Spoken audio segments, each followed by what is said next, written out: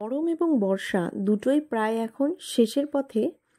আর এই একটা সময় যখন গরমের সবজিগুলো প্রায় শেষের দিকে, আবার শীত যেহেতু পুরোপুরি আসেনি, তাই শীতের সবজিগুলো এখন অনেকেই কিন্তু জানেন না হবে কি হবে না।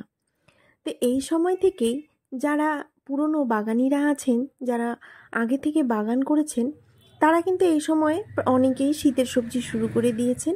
কিন্তু যারা নতুন বাগান করতে চাইছেন, তারা কিন্তু এই সময়টায় কনফিউজড হয়ে যান যে এখন কি শীতের সবজি করব না গরমে। আমি কিন্তু আমার বাগানে গরমের সবজির পাশাপাশি শীতের সবজি বসানো শুরু করে দিয়েছি। তা আমি আমার বাগানে শীতের কোন কোন সবজিগুলো করছি, আর আপনারাও যারা নতুন বাগান করছেন এই অক্টোবর মাসে কোন কোন সবজিগুলো বসাতে পারেন, তাই নিয়েই কিন্তু আজকের ভিডিও। নমস্কার বন্ধুরা, আমি অন্বেষা, আর আমার চ্যানেল বেবি মম ব্লগে আপনাদের সকলকে জানাচ্ছি স্বাগত। চ্যানেলে নতুন হলে অবশ্যই আমার চ্যানেলটিকে সাবস্ক্রাইব করে রাখবেন, যাতে আমার ভিডিও নোটিফিকেশন সবার আগে আপনার ফোনে পৌঁছয়। গরম প্রায় শেষের পথে হলেও এখনও কিন্তু গরম শেষ হতে আরও 2-3 মাস দেরি আছে, আর শীত পুরোপুরি নামতেও কিন্তু কয়েক মাস দেরি আছে। তাই এই সময়েও কিন্তু আপনারা চাইলে গরমে যে সবজিগুলো হয় আবার নতুন করে করতে চাইলে করতে পারেন, কারণ হাতে যেহেতু 3-4 মাস সময় আছে পুরোপুরি শীত আসতে, আর সবজি গাছগুলো কিন্তু 2-3 মাসে ফল চলে আসে। তাই আপনারা গরমের সবজিগুলো এখনও চাইলে শীতের মধ্যেও করতে পারেন। আর যেহেতু গরমটা একটু কমেই আসছে, চাইলে কিন্তু আপনার শীতের সবজিগুলো দিয়েও শুরু করতে পারেন। তো কিছু কিছু সবজি আছে যেগুলো কিন্তু আমরা 12 মাসই চাইলে আমাদের বাগানে করতে পারি। গরম হোক বা শীত, সবসময়ই কিন্তু সেই সবজিগুলো আমাদের বাগানে খুব ভালো মতোই গ্রো করে। যেমন ধরুন বেগুনের কয়েকটি প্রজাতি আছে যেগুলো কিন্তু 12 মাসই গাছে ফল দেয়। তো সেগুলো আপনারা যখন নার্সারি থেকে চারা নিয়ে আসবেন, আপনারা নার্সারির যিনি থাকবেন তাকে জিজ্ঞেস করে নেবেন যে এই বেগুন গাছটা কি 12 মাসই ফল দেয় কিনা। আমার ছাদে যে বেগুন গাছগুলো বসানো, এগুলো কিন্তু 12 মাসই ফল ধরে। কিন্তু হ্যাঁ, যেহেতু এখন একটু গরমের দিন আর বর্ষাকাল, এই সময় বেগুনের ফলনটা কিন্তু সাইজে একটু ছোট হয়ে যায়, আর গাছে ফলও কিন্তু খুব বেশি আসে না, 1 কি 2টো ফল আসে। এরপর ঢ্যাঁড়সও গরম বা বর্ষাতেও হলেও ঢ্যাঁড়স কিন্তু গাছ যদি আপনি একবার করে নেন, আর সেই গাছে কিন্তু 12 মাসই কম বেশি ফল পেতে পারেন। হ্যাঁ, গরমে ফলটা, বৃষ্টির সিজনে ফলটা একটু বেশি আসে, আর শীতে কিন্তু এই ফলটা আবার কমে যায়। বেগুন যেমন গরমে কমে আসে, বর্ষায় কমে আসে, কিন্তু শীতে বেগুনের ফলনটা অনেকটা বেড়ে যায়। কিন্তু ঢ্যাঁড়সের ফলনটা আবার শীতে কমে আসে। কিন্তু 1-2টো হলেও ফল কিন্তু আপনারা 12 মাসই ঢ্যাঁড়স গাছে পেতে পারেন। অক্টোবর মাসেও কিন্তু ঢ্যাঁড়স গাছ বসানো যেতে পারে। কাঁচা লঙ্কা গাছ, এই সময় আপনারা কাঁচা লঙ্কার গাছও বসাতে পারেন। কাঁচা লঙ্কারও কয়েকটি প্রজাতি রয়েছে, সেগুলো কিন্তু 12 মাস জুড়েই গাছে লঙ্কা ধরে। তো সেই ধরনের গাছ একবার আপনারা করে নিলে 12 মাসই কিন্তু আপনারা গাছে লঙ্কা পেতে পারেন। তবে অতিরিক্ত বর্ষার জল লঙ্কা গাছের গোড়ায় পড়লে লঙ্কা গাছগুলি মারা যায়, আর বর্ষাকালে লঙ্কা গাছের ফলনও অনেকটা কমে আসে।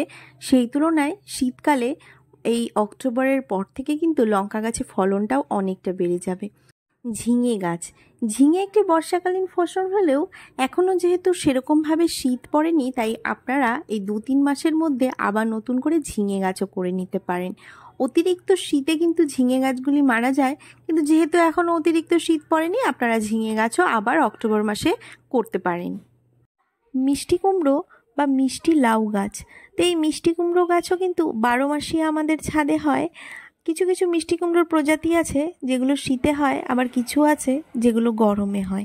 এই মিষ্টি কুমড়ো গাছকেও আপনারা কিন্তু সেপ্টেম্বর অক্টোবর মাসে আপনাদের ছাদ বাগানে প্রতিস্থাপন করতে পারেন। শশা গাছ, সেপ্টেম্বর অক্টোবর মাসে আপনারা শশা গাছও আপনাদের বাগানে করতে পারেন, আর বীজ থেকে খুব সহজেই কিন্তু শশা গাছ হয়ে যায়। শশা গাছে অতিরিক্ত বৃষ্টি পড়লে গাছগুলো মারা যায়, আর এই কারণে আমার গরমে করা শশা গাছগুলো কিন্তু সব নষ্ট হয়ে গেছে। যদিও শশা গাছ একবার খুব যত্ন করে তুলতে পারলে 12 মাসই ফল পাওয়া যায়, কিন্তু আমার গাছগুলো বর্ষার জলে এবার নষ্ট হওয়ার ফলে আমাকে এই মাসে আবার নতুন করে শশা গাছ করতে হচ্ছে।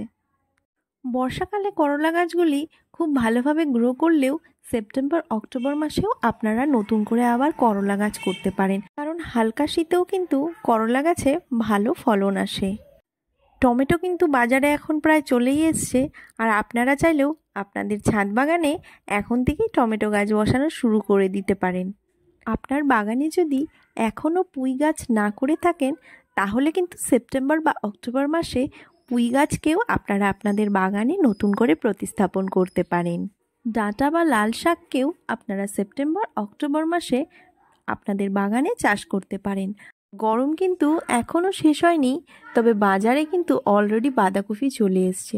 আপনিও চাইলে আপনার বাগানে এখন থেকেই বাঁধাকপির চাষ শুরু করে দিতে পারেন। নিজের বাগানে জৈব পদ্ধতিতে চাষ করা শাক কার না ভালো লাগে। আর এই সেপ্টেম্বর অক্টোবর মাস থেকেই কিন্তু শীতের সমস্ত রকম শাক আপনারা আপনাদের বাগানে চাষ করা শুরু করে দিতে পারেন।